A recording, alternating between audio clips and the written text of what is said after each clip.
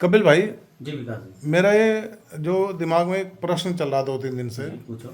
कि आजकल जो कुछ आज़ादी पहाड़ों पर आपदाएं आई हुई हैं। जी पहाड़ चाहे आप जम्मू कश्मीर में चले जाओ, चाहे हिमाचल प्रदेश में, चाहे आप उत्तराखंड में चले जाओ, जी पहाड़ बहुत ज़्यादा नाराज़ हैं।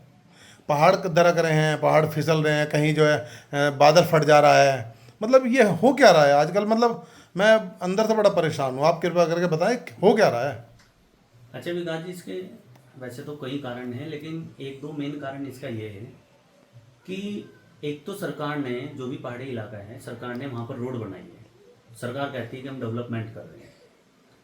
दूसरा, आजकल जितने भी प्लेन एरिया हैं, वहाँ के जो भी फैमिली हैं, वो सारी की सारी वीकेंड पर पिकनिक मनाने के लिए पहाड़ों पर चली जाती हैं।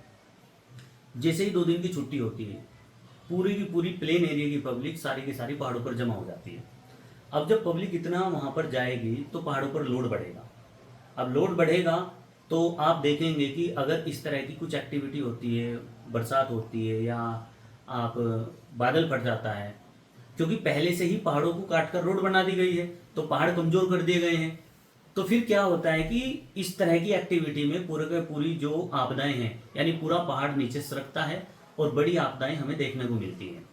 इसी की वजह से अब आप फैमिली के साथ जा रहे हैं, उसमें आप कुरकुरे लेके जा रहे हैं, आप पानी की बोतल लेके जा रहे हैं, हम वहाँ पर खा रहे हैं, और उस चीज़ को सारे की सारी जो नदियाँ हैं, नाले हैं पहाड़ी इलाकों के, हम सारी की सारी उन चीज़ों को वहाँ पर फेंक रहे हैं। मतलब प्लास्टिक को। प्लास्टिक को। जी जी।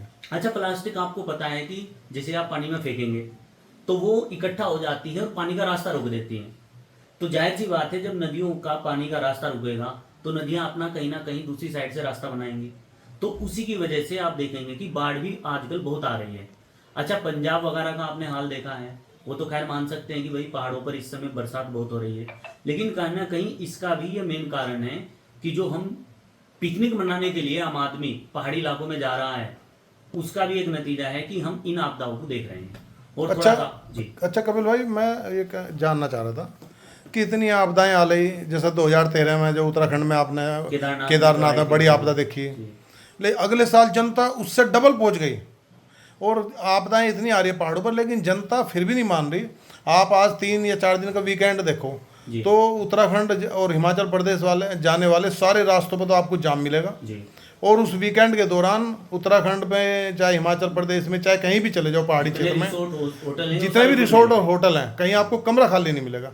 मतलब ये जनता दिमागी रूप से दिवालिया हो चुकी है, या जनता आप अपने अंत की तरफ जा रही है कि भाई पहाड़ इतना लोड मान रहे हैं। अरे चलो ठीक है, तुम गर्मियों में मई जून में तुम 2 महीने जा रहे हो, चलो अच्छी बात है, तो 10 महीने तो कम से कम पहाड़ों को सांस ले लेने दो, अब तो सर्दियों में भी जा रहे हैं। है ना। अच्छा, इसका विकास जी तो मैं ये जानना चाहता, मेरी बात रह गई जी कि अगर मान लो जनता इस हिसाब से ही पहाड़ों पर जाएगी और पहाड़ों पर ये कचरा फैलाएगी, पहाड़ों पर डिस्टर्ब कर रही है, पहाड़ी जो पहाड़ है केवल पहाड़ी थोड़ी है, वहाँ जंगली जानवरों का एक अपना जीवन है, एक अपना वहाँ के गांव के लोगों का अपना इकोसिस्टम है, जी है बिल्कुल। ना। और प्लेन का एरिया का आदमी जाकर वहाँ सेल्फी ले रहा है, वीडियो बना रहा है, अपना पिकनिक मना रहा है। तो मैं समझता हूँ कि ये सब बंद होना चाहिए। आप बताएं। अच्छा, इसका एक मेन कारण ये भी है कि आजकल जो सामाजिक रिश्ते हैं ना विकास जी, वो बिल्कुल बदल चुके हैं। पहले लोग बात क्या करते थे, यदि कोई घर से बाहर रहकर जॉब कर रहा है तो वो वीकेंड पर अपने घर जाता था, गांव जाता था, अपनी फैमिली से मिलता था, अपने माँ बाप के साथ बैठता था। लेकिन आजकल क्या है कि माँ बाप तो गांव में है या जहाँ पर भी उनके माँ बाप पेरेंट्स रह रहे हैं, तो आदमी क्या कर रहा है कि अपनी फैमिली को लेकर, और आजकल फैमिली क्या है, वाइफ और अपने खुद के बच्चे, सिर्फ वो फैमिली है, तो क्या काम करता है कि अपनी फैमिली को लेता है साथ में और पिकनिक मनाने के लिए पहाड़ी इलाकों में चला जाता है। इसी की वजह से वहाँ पर इतना लोड बढ़ा हुआ है और जो ये आपदाएं घटित हो रही हैं उसमें जान माल की हानि ज़्यादा हो रही है। उत्तराखंड में तो अभी 15-20 दिन से ही इतने इंसिडेंट हुए हैं। धराचली जो एक उत्तराखंड का अच्छा खासा कस्बा धराली, धराली, जी। तो पूरा का पूरा बह गया है। क्योंकि आपने देखा होगा, सबने देखा है, आपने देखा होगा कि जहाँ पर रिवर का रास्ता था, नदी का रास्ता था, कौन सी नदी है वो, अच्छा दिमाग से निकल रही है, तो उस नदी के रास्ते में रिसोर्ट बने हुए थे, जी बड़े जी बड़े होटल बने हुए थे। जी। तो कभी वो नदी वहां पर बहती थी, लेकिन आज वहाँ रिसोर्ट थे, तो जैसे ही नदी का ऊपर से पानी ज्यादा आया जी। तो उस नदी ने अपने पहला रास्ता पकड़ लिया, और जो भी रास्ते में रिसोर्ट वगैरह बने तो सारे बह गए। अब उसमें आदमी भी मरेंगे और अच्छा आपका जो invest कपिल भाई, किया है वो भी। अच्छा कपिल भाई ये बताओ, ये नदी के रास्ते में रिसोर्ट बना लेना, ये क्या सरकार को नहीं पता होता सरकार की क्या? फेलियर है, सरकार अंधी हो चुकी है। सरकार को क्या दिख नहीं रहा है, क्योंकि सरकार को इससे टैक्स जाता है।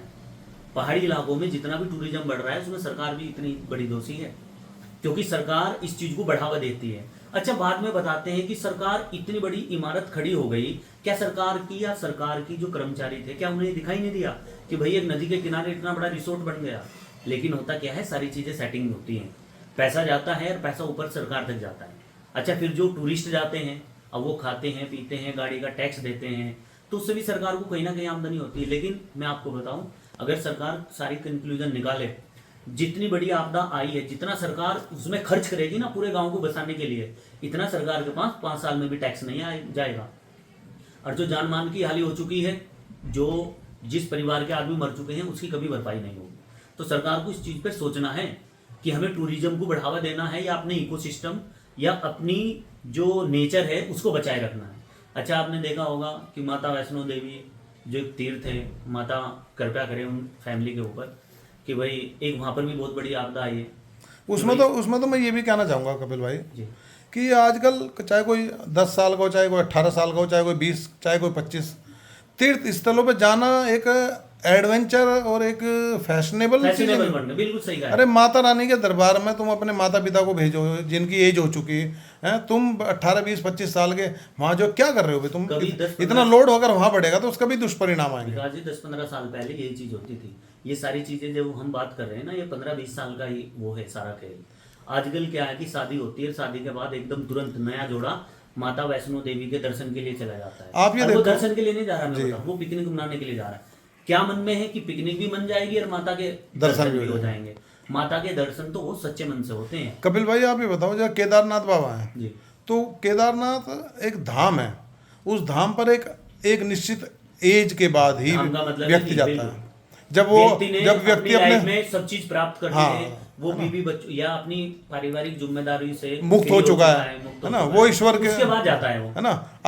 अब मैं देखता हूँ कुछ मेरे भी ऐसे मित्र हैं जो 25, 30, 35 साल में ही नुको हम कहाँ जा रहे हैं, हर साल केदारनाथ जा रहे हैं। यार केदारनाथ मतलब केदारनाथ घूमने के लिए जा रहे हो या जो है जिस काम के लिए जाना चाहिए वो काम, वो तो कोई भी नहीं करता। वो तो हो ही नहीं रहा है। मैं आपको बताऊं, वो तो 1% लोग हैं जो वहां पर मेन काम के लिए जा रहे हैं, और तो सब पिकनिक या एडवेंचर के लिए जा रहे हैं। और इसी वजह से आप देख रहे हो इस दुनिया का नाश तय है कि जिस काम के लिए जो काम होना चाहिए वो काम नहीं हो पा रहा है।